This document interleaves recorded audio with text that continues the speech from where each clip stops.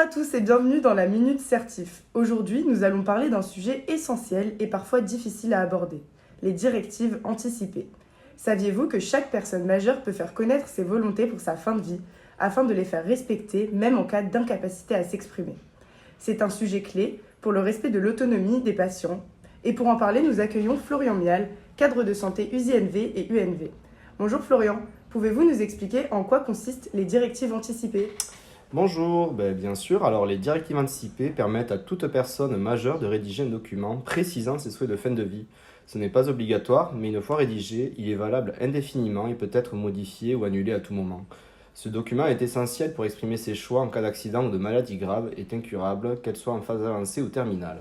Et concrètement, quel type de choix peut-on y consigner ? Plusieurs aspects de la fin de vie peuvent y figurer dans le cas où on n'est plus capable d'exprimer sa volonté, suite à un coma, un accident, des troubles cognitifs profonds par exemple. Un patient peut refuser des traitements jugés disproportionnés, comme la nutrition ou l'hydratation artificielle, ou encore la réanimation.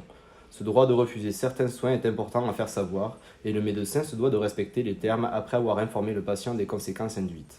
Comment le patient peut-il rédiger ces directives ? Alors il a le choix entre utiliser une simple page blanche ou bien un formulaire disponible sur notre site internet dans la rubrique Droits du patient ou encore sur le site servicepublic.fr en indiquant son identité, les noms et les prénoms ainsi que la date et le lieu de naissance.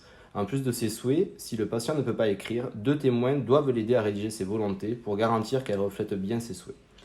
Et une fois rédigé, que devient ce document ? Le patient peut remettre ces directives à un médecin pour les intégrer dans son dossier médical ou les confier à un proche ou à la personne de confiance désignée. Elles peuvent aussi être enregistrées dans mon espace santé. Ce document prime sur les avis non médicaux, mais il existe 2 exceptions pour les médecins, en cas d'urgence vitale pour stabiliser le patient ou si les directives sont jugées inappropriées médicalement, auquel cas une décision collégiale est prise avec l'information des proches. Eh bien, merci beaucoup Florian pour ces éclaircissements sur un sujet aussi délicat. La prise en compte des volontés des patients est une responsabilité qui souligne l'importance de la qualité des soins. On termine avec l'infobonus du jour. Saviez-vous que la première greffe d'organes réussie a été réalisée en 1954 aux États-Unis ? Il s'agissait d'une greffe de rein entre 2 frères jumeaux.